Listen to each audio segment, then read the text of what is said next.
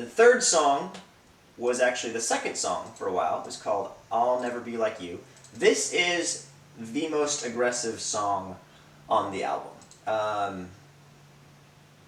And it's kind of for a reason, but I mean, that's a headbanger right there.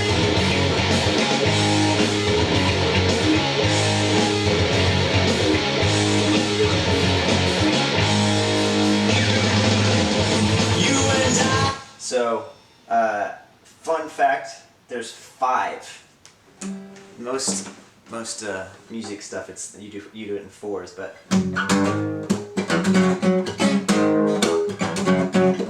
there's 5 of those. And I think there's 5 because I accidentally copied the drum part one too many times. And then I started recording it and I was like, you know what? It's done. I'm not gonna go back and redo the drums. So there's 5 for the intro. And it's good to kind of like set the tone and then just let it breathe as you go into the pick slide and the really fast punk rock part. This is probably the most punk rock song on this album. I had written this song again back in high school. This was me, similar concept to Roots. Not wanting to be like the people I was in high school with, and not wanting to. I had some baseball coaches who were kind of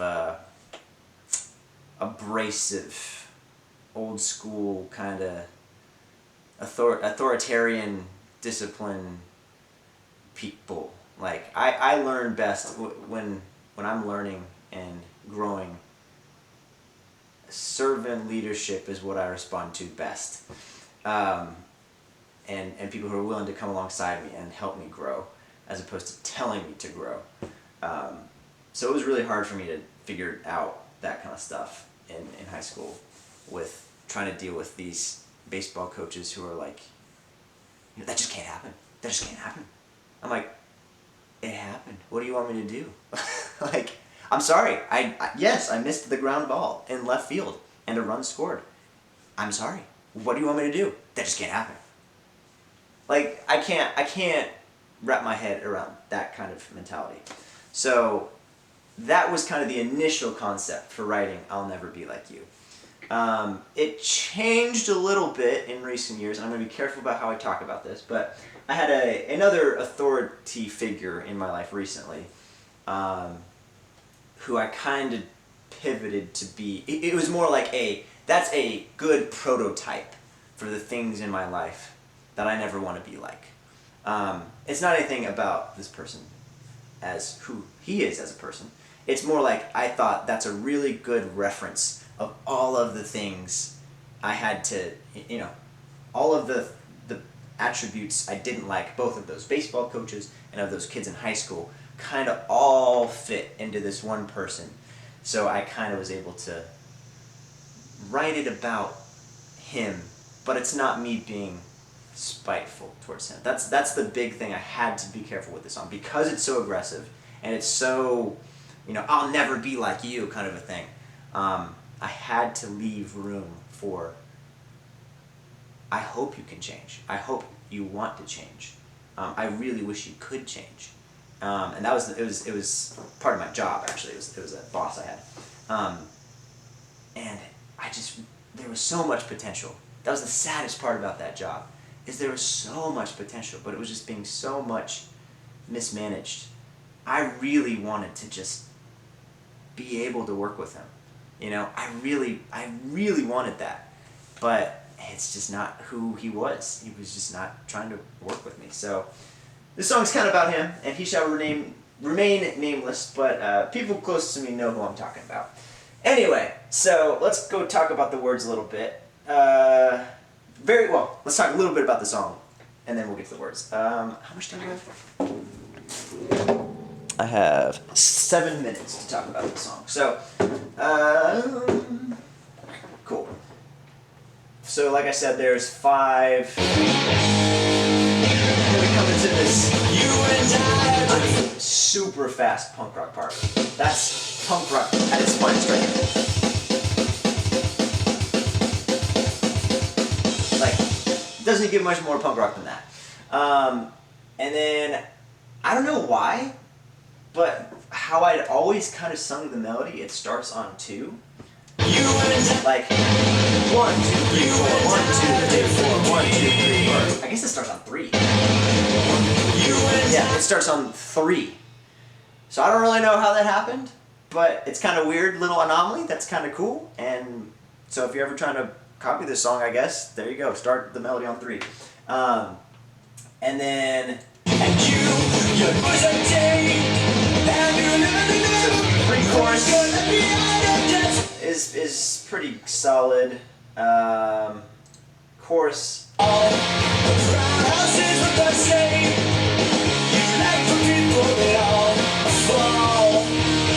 love that little fall. I kind of like went a little twangy with it. And then this part right here. That was really hard for me to hit that note. So when I was initially going through with the vocals, I went, I'll never be like you. And I went falsetto with it.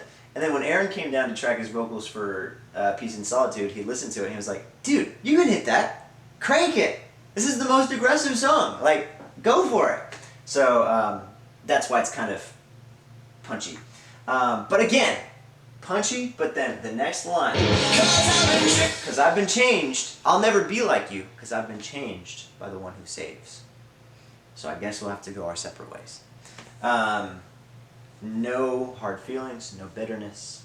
I just have been changed, and I can't be doing these things if I'm a child of God.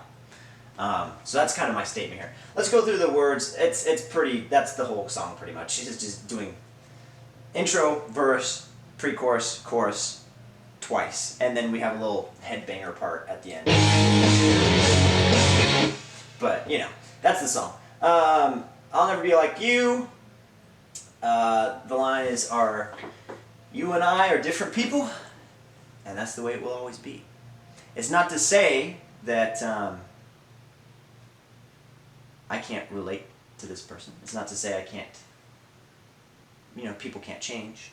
It's just I'm never gonna be that person. So I can't see things from their perspective, just because that's not who I am. And that's the way it will always be. Because I'm nothing like you, and you're nothing like me. And you're nothing like me. I guess I didn't say you're nothing like me. Yeah. But, yeah, I got a little this first line is a remnant from the initial write of this I did back in high school.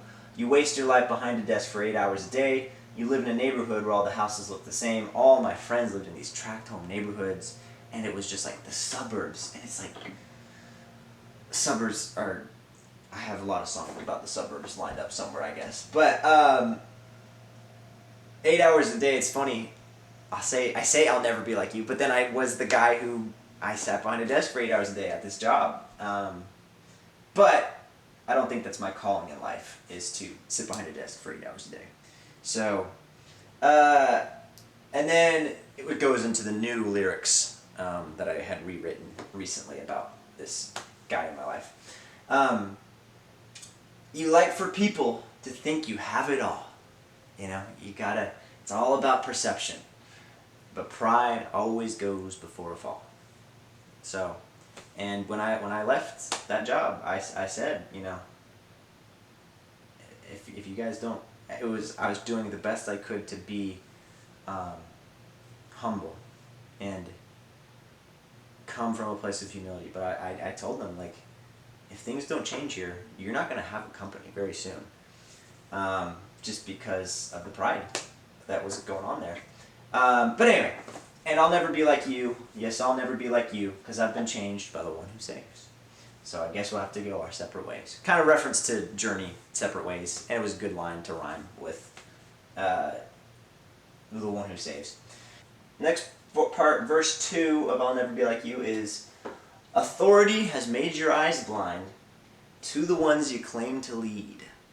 This is a very common thing that happens, I've noticed, with people in positions of power, whether it's political power or business power or any kind of position of authority, they seem to forget that the people beneath them are the ones that actually kind of make their position have power. Like, you can't really be powerful unless you have people underneath you. You know what I mean? So in a way, I guess it's kind of the idea of like American government in a way is the way it's supposed to be. It's the people give the government its authority, and the people in those positions of authority seem to forget that for some reason. Like, I don't know. It's a very common thing. Very, a story as old as time kind of a line here. Authority has made your eyes blind to the ones you claim to lead. You look right past the very people who enable you to live your life of greed. Like, you wouldn't be able to have your greedy life with all your nice stuff if it weren't for the people, underneath you. This is not a direct poke at the guy who I was working for, but again, it's kind of using a specific life example and kind of extrapolating off of it into a bigger third-person perspective. It's real easy for, like I said, people in positions of authority to look past the people who are giving them the money. Like, you can live this wealthy life only because you have the lowly worker who's working his tail off and struggling to get by.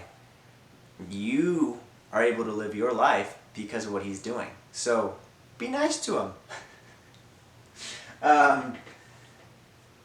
So who enable you to live your life of greed. And then this is one attribute of the guy I was working for specifically. But I think it's a common problem, again, with people in positions of authority. They often get there kind of they just fall into it sometimes. And so they have this imposter syndrome, and they have this image they have to maintain of, I'm this authority figure, so I have to be seen as this authority figure, and I can't pretend like I don't know what I'm doing. You see it with politicians too. Like, it's really easy to see sometimes like politicians who don't know a thing about what they're talking about, but they can't be seen as, I guess, weak or unknowledgeable about something because it ruins their image. So you're too scared to confess when you just don't understand. So you shift the blame and hope the charade never ends. And it happens in politics, it's always a blame game. Yeah, you did this. If you ever get called out on your insufficient knowledge, you just, oh, yeah, it's because of them. And, oh, it's because of this. And it's never willing to take responsibility for the things in life that you should know as a person in a position of authority, but you don't. And not willing to admit that is really bad, and I never want to do that. And I'm sure it happens to everybody. So again, I don't want to make this a song about calling people out, because I'm a hypocrite too. But if in a perfect world, I'll never be like you. I don't want to do any of these things. So you shift the blame and hope the charade never ends. The only one you care about is yourself. I wish that you would change so I could help. Yeah, that was my mentality leaving that company. Is I really wish they could have changed, because I could have really helped. I really liked working there, but people weren't willing to change, and so I had to do something else. It was really sad, because like I said, there was a lot of potential. But yeah, the only one you care about is yourself. I wish that you could change so I could help, but I'll never be like you. Yes, I'll never be like you. I hope that one day you will finally see, but you'll have to get there without me. That's kind of like my adios. Like, sorry man, we just gotta go.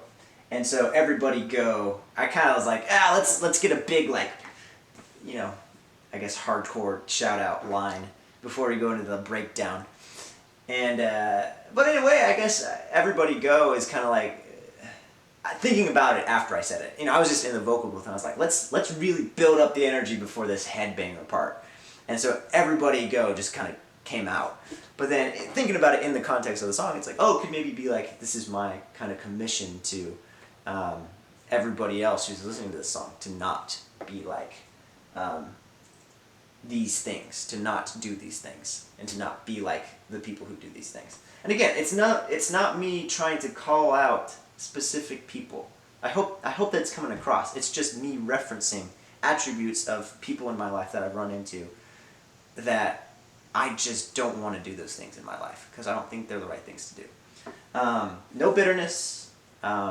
It is an aggressive song. I know it is, but I think it kind of has to be because this is me planting my flag that I don't want to do these things. And this is my reference of, for me, more than for them. Like, this is what I'm saying I'm not going to do with my life.